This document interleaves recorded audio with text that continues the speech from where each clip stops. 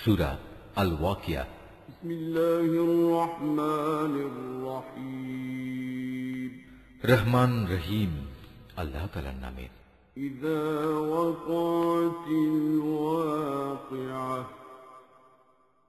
লাইসা লিওয়াকাতিহা কাযিবাহ খাফিদাতুর রাফিআহ ইযা রুজ্জাতিল আরদু রাজ্জা وبست الجبال بسا فكانت هباء منبثا وكنتم أزواجا ثلاثة فأصحاب الميمنة ما أصحاب الميمنة وأصحاب المشأمة ما أصحاب المشأمة والسابقون السابقون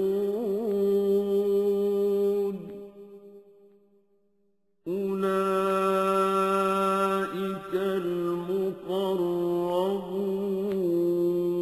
المقربون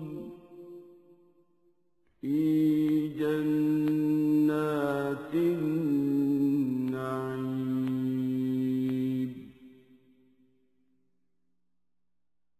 ثلة من الأولين وقليل من الآخرين। যখন কিয়ামতের অবশ্যম্ভাবী ঘটনাটি সংঘটিত হবে তখন কেউই তার অস্বীকারী থাকবে না। এই ঘটনাটি হবে কারো মর্যাদা ভুলুণ্ঠনকারী আর কারো মর্যাদা সমুন্নতকারী। পৃথিবী যখন প্রবল কম্পনে কম্পিত হবে, পর্বতমালা সম্পূর্ণরূপে চূর্ণ বিচূর্ণ করে দেয়া হবে, অতঃপর তা বিক্ষিপ্ত ধুলাবালিতে পরিণত হয়ে যাবে আর তোমরা 3 ভাগে ভাগ হয়ে যাবে। প্রথমত হবে ডান দিকের দল। জানো এই ডান দিকের দলটি কত সৌভাগ্যবান। দ্বিতীয়ত হবে বাম দিকের দল, আরে বাম দিকের দলটি কত হতভাগা। তৃতীয়ত হবে অগ্রবর্তী ঈমান আনয়নকারী দল। এরাই হলো মূলত প্রধান অগ্রগামী দল। এরা হচ্ছে আল্লাহ তাআলার একান্ত ঘনিষ্ঠ বান্দা। এরা অবস্থান করবে নিয়ামতে পরিপূর্ণ জান্নাত সমূহে। এদের বড় অংশটি অবশ্য হবে আগের লোকদের মধ্যে থেকে, আর সামান্য অংশই থাকবে পরবর্তী লোকদের মাঝ থেকে। আলা সুরুরিম মাওদুনাহ মুত্তাকিঈনা আলাইহা মুতাকাবিলিন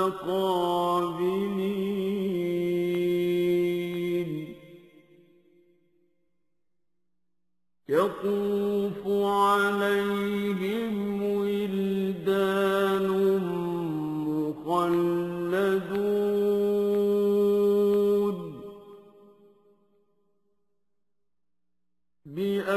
বিআকওয়াবিন وأباريق وكأس من معين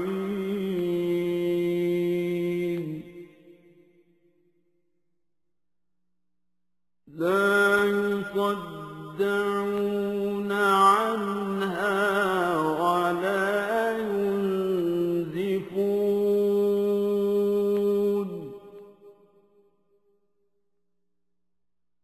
وفاكهة مما يتخيرون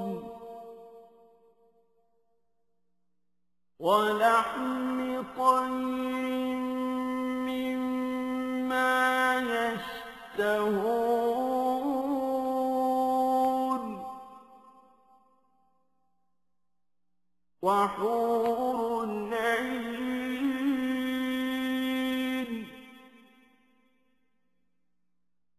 كأمثال اللؤلؤ المكنون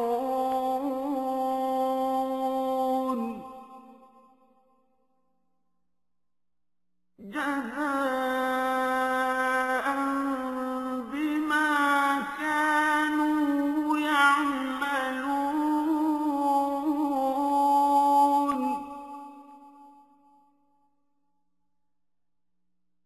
لا يسمعون فيها لغوا ولا تأثيما إلا قيلا سلاما سلاما وأصحاب اليمين ما أصحاب اليمين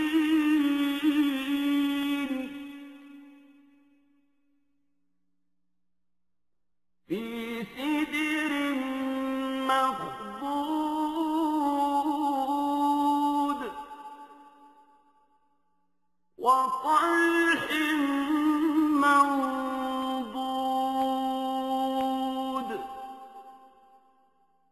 وظل ممدود وماء مسكوب وفاكهة كثيرة لا مقطوعة ولا ممنوعة وفرش مرفوعة তারা থাকবে স্বর্ণখচিত আসনের উপর, তার উপর একে অপরের মুখোমুখি আসনে হেলান দিয়ে বসবে। তাদের চারপাশে তাদের সেবার জন্য চিরকিশোরদের একটি দল ঘুরতে থাকবে। পানপাত্র ও প্রবহমান সুরা ভর্তি পেয়ালা নিয়ে এরা হাজির হবে। সেই সুরা পান করার কারণে তাদের কোনো শির পীড়া হবে না, তারা কোন রকম নেশাগ্রস্তও হবে না। সেখানে আরো থাকবে তাদের নিজ নিজ পছন্দ মতো বেছে নেওয়া ফলমূল, থাকবে তাদের মনের চাহিদা মোতাবেক রকমারি পাখির গোশত। সেবার জন্য মজুদ থাকবে সুন্দরী সুনয়না তরুণী দল, তারা যেন এক একটি সযত্নে ঢেকে রাখা মুক্তা। এর সবকিছুই হচ্ছে তাদের সেই কাজের পুরস্কার যা তারা দুনিয়ায় করে এসেছে। সেখানে তারা কোনো অর্থহীন প্রলাপ বা কথাবার্তা শুনতে পাবে না। সেখানে বলা হবে শুধু শান্তি, নিরবচ্ছিন্ন শান্তি। অতঃপর আসবে ডান পাশের লোক। আর কারাই ডান পাশের লোক? তারা অবস্থান করবে এমন এক উদ্যানে যেখানে থাকবে শুধু কাঁটাবিহীন বড়ই গাছ, থাকবে কাঁদি কাঁদি কলা, যার মনোরম ছায়া দূর দূরান্ত পর্যন্ত সম্প্রসারিত হবে। আর থাকবে প্রবহমান ঝর্ণাধারার পানি, পর্যাপ্ত পরিমাণ ফলমূল, এমন সব ফল যার সরবরাহ কখনো নিঃশেষ হবে না এবং যার ব্যবহার কখনো নিষিদ্ধও করা হবে না। আর থাকবে উঁচু উঁচু বিছানা।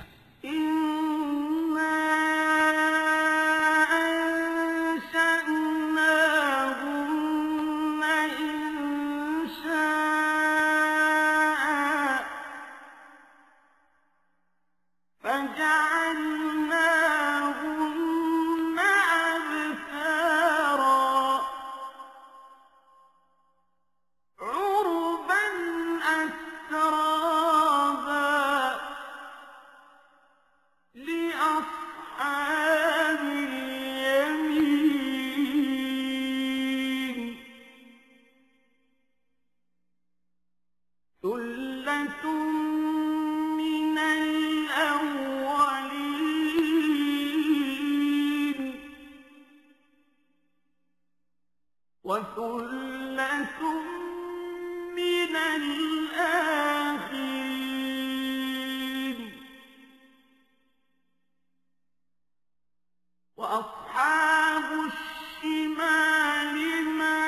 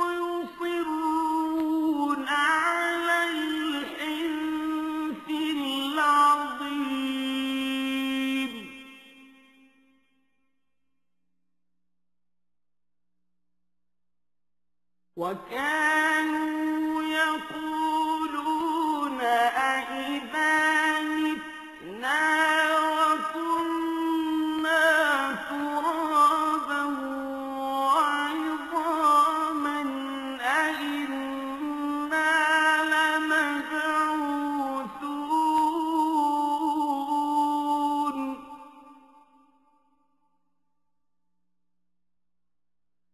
أَوَآبَاؤُنَا الْأَوَّلُونَ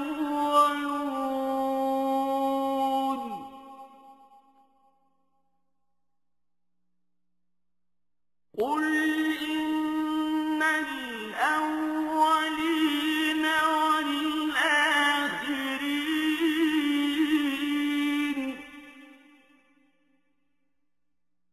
لَمَجْمُوعُونَ إِلَىٰ مِيقَاتِ يَوْمٍ مَّعْلُومٍ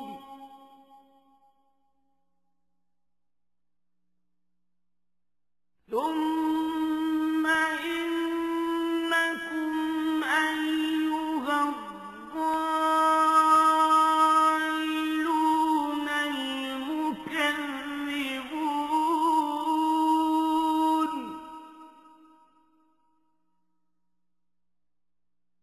لَآكِلُونَ مِن شَجَرٍ مِّن زَقُّومٍ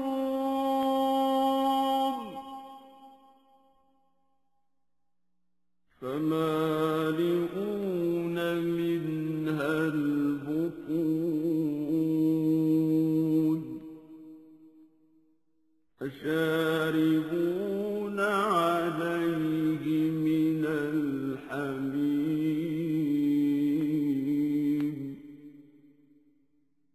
فَشَارِبُونَ شُرْبَ الْهِيمِ আমি তাদের বানিয়েছি বানানোর মতো করেই। তাদের একটি বৈশিষ্ট্য হচ্ছে আমি তাদের চিরকুমারী করে রেখেছি। আরেকটি বৈশিষ্ট্য হচ্ছে তারা হবে সব বয়সের প্রেম সোহাগিনী। এগুলো হচ্ছে প্রথম দলের ডান পাশের লোকদের জন্য। এ ডান পাশের লোকদের এক বিরাট অংশ হবে আগের লোকদের মাঝ থেকে, আবার অনেকে হবে পরবর্তী লোকদের মাঝ থেকেও, যারা হচ্ছে বাম পাশের লোক। তুমি কি জানো এ বাম পাশের লোক কারা? যাদের অবস্থান হবে জাহান্নামের উত্তপ্ত ও ফুটন্ত পানিতে এবং ঘন কালো রঙের ধোঁয়ার ছায়ায়। সে ছায়া যেমন শীতল নয়, তেমনি তা কোনো রকম আরামদায়কও হবে না। এরা হচ্ছে সেসব লোক যারা এর আগে দুনিয়ায় অত্যন্ত সুখ সম্পদে কাটাত। এরা জঘন্য পাপ কাজেও বারবার লিপ্ত হয়ে পড়ত। এরা বলতো, আমরা যখন মরে যাব এবং মরে যাওয়ার পর আমরা যখন মাটি ও হাড়ের সমষ্টিতে পরিণত হয়ে যাব, তখনও কি আমাদের পুনরুজ্জীবিত করা হবে? এভাবে আমাদের বাপ দাদা এবং পূর্বপুরুষদেরও কি জীবিত করা হবে? হে নবী, তুমি বলো, অবশ্যই আগে পরের সব লোককেই একটি নির্দিষ্ট দিনে একটা নির্দিষ্ট সময়ে অবশ্যই জড়ো করা হবে। অতঃপর কাফিরদের বলা হবে, ও হে পথভ্রষ্ট ও এ দিনের আগমনকে মিথ্যা প্রতিপন্নকারী ব্যক্তিরা, দুনিয়ায় যা অর্জন করেছ তার বিনিময়ে আজ তোমরা ভক্ষণ করবে জাক্কুম নামক একটি গাছের অংশ। অতঃপর তা দিয়েই তোমরা তোমাদের পেট ভরবে। তার উপর তোমরা পান করবে জাহান্নামের ফুটন্ত পানি। তাও আবার পান করতে থাকবে মরুভূমির তৃষ্ণার্ত উটের মতো করে।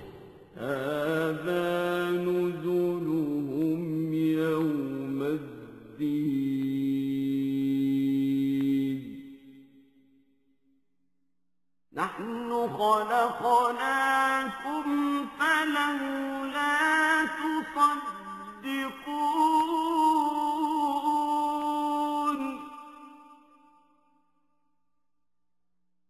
أفرأيتم ما تمنون أأنتم تخلقونه أم نحن الخالقون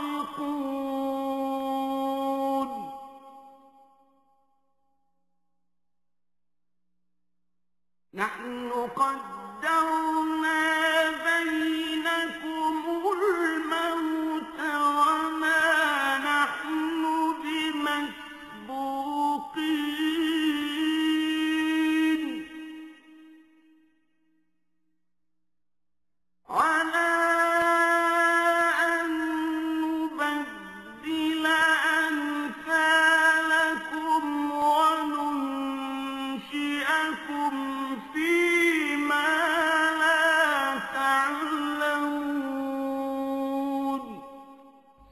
এ হবে কিয়ামতে তাদের যথার্থ মেহমানদারি।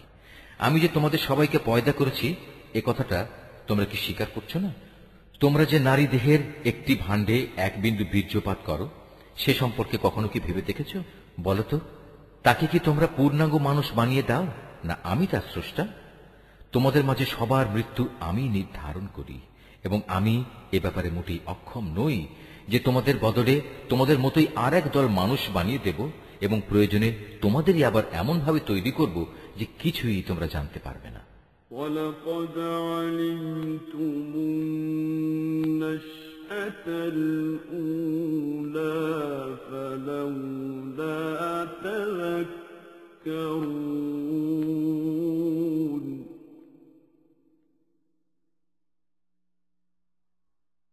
أَفَرَأَيْتُم مَّا تَحْرُثُونَ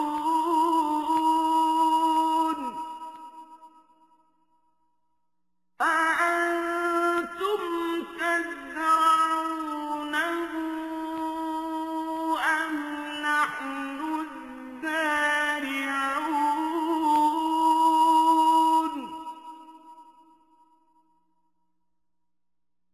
لَوْ نَشَاءُ لَجَعَلْنَاهُ حُطَامًا فَظَلْتُمْ تَفَكَّهُونَ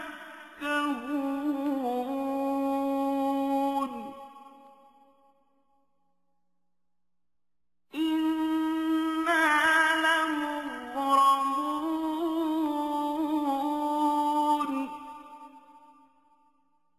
بَلْ نَحْنُ مَحْرُومُونَ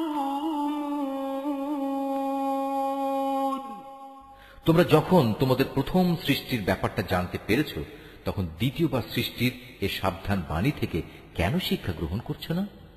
তোমরা জমিনে যে বীজ বপন করো সে সম্পর্কে কি কখনো চিন্তা করেছ? তা থেকে ফসলের উৎপাদন কি তোমরা করো, না আমি তার উৎপাদক? অথচ আমি যদি চাই তাহলে অঙ্কুরিত সব বীজ খড় কুটায় পরিণত করে দিতে পারি, আর তা দেখে তোমরা হতভম্ব হয়ে পড়বে। তোমরা বলতে থাকবে, হায়, আজ আমাদের তো সর্বনাশ হয়ে গেল, আমরা তো জমিনের ফসল থেকে আজ বঞ্চিত হয়ে গেলাম। أَفَرَأَيْتُمُ الْمَاءَ الَّذِي تَشْرَبُونَ أَأَنتُمْ أَنزَلْتُمُوهُ مِنَ الْمُزْنِ أَمْ نَحْنُ الْمُنزِلُونَ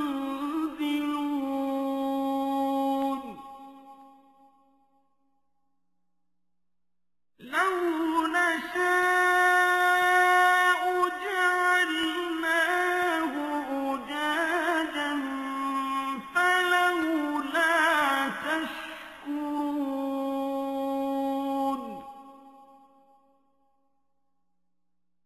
أَفَرَأَيْتُمُ النَّارَ الَّتِي تُورُونَ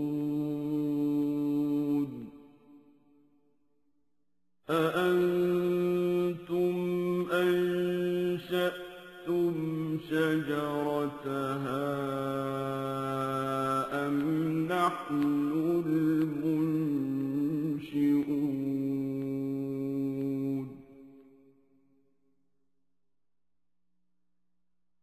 نَحْنُ جَعَلْنَاهَا تَذْكِرَةً وَمَتَاعًا لِّلْمُقْوِينَ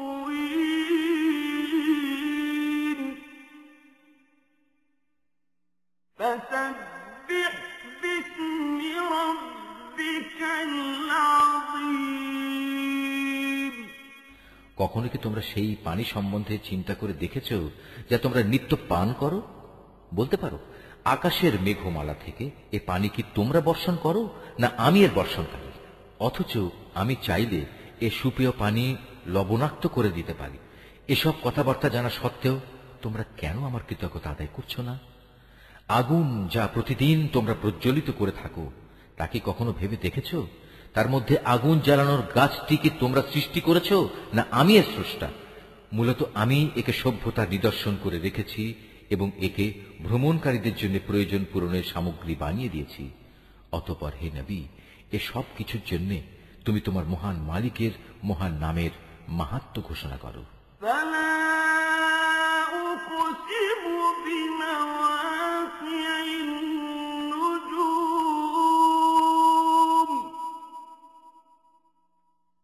وإنه لقسم لو تعلمون عظيم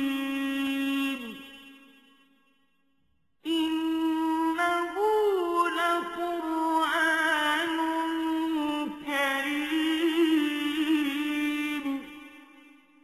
في كتاب مكنون لا يمسه إلا المطهرون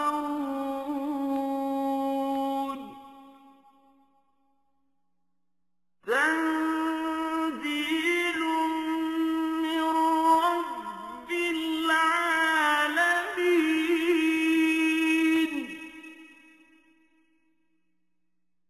أفبهذا الحديث أنتم مدهنون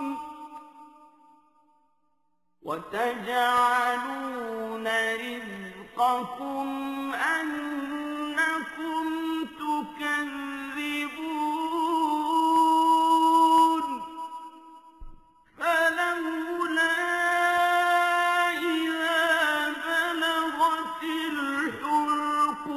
الحلقوم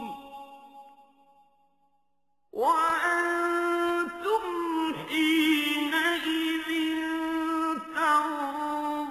تنظرون ونحن أقرب إليه منكم ولكن لا تبصرون فلولا إن كنتم غير مدينين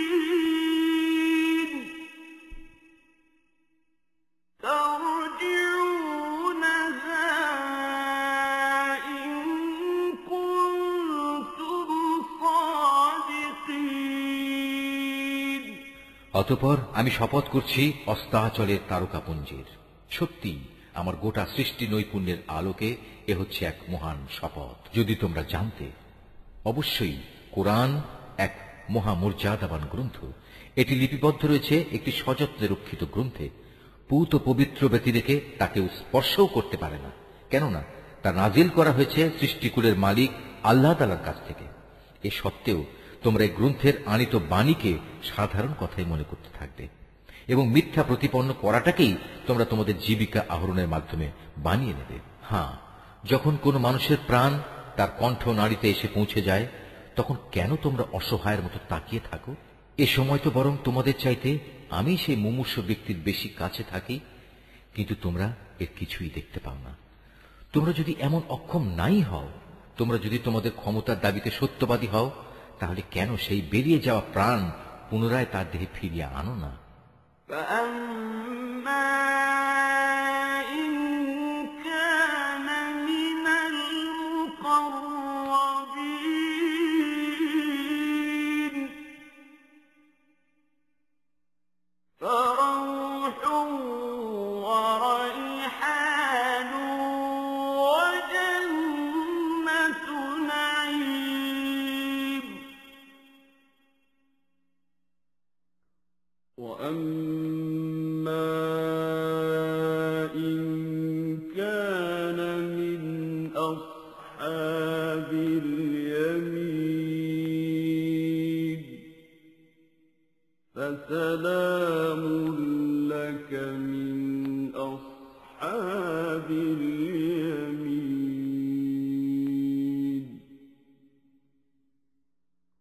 وأما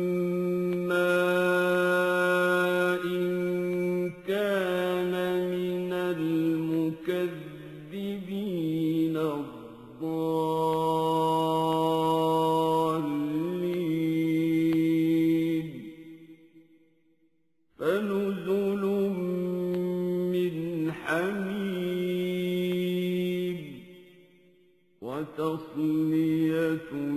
الجحيم إن هذا لهو حق اليقين فسبح باسم ربك العظيم হ্যাঁ, যদি সে মৃত ব্যক্তিটি আল্লাহর নৈকট্যপ্রাপ্ত প্রথম দলের একজন হয়ে থাকে, তাহলে তার জন্য থাকবে আরাম, আয়েশ, উন্নত মানের আহার্য ও নিয়ামতে ভরপুর এক চিরন্তন জান্নাত। আর যদি সে হয় ডান পাশের দ্বিতীয় দলের কেউ, তাহলে তাকে এই বলে অভিনন্দন জানানো হবে, তোমার জন্য রয়েছে আল্লাহর পক্ষ থেকে শান্তি আর শান্তি, কারণ তুমি তো ছিলে ডান পাশেরই একজন। আর যদি সে হয় আল্লাহ তাআলাকে অস্বীকারী, মিথ্যাবাদী, পথভ্রষ্ট কোনো ব্যক্তি, তাহলে ফুটন্ত পানি দ্বারা তার আপ্যায়ন করা হবে এবং সে জাহান্নামের কঠিন আগুনে উপনীত হবে। নিশ্চয়ই এ হচ্ছে এক অমোঘ সত্য ঘটনা। অতএব আযাব থেকে বেঁচে থাকার জন্য হে নবী, তুমি তোমার মহান মালিকের পবিত্র নামের তাসবিহ পাঠ করো।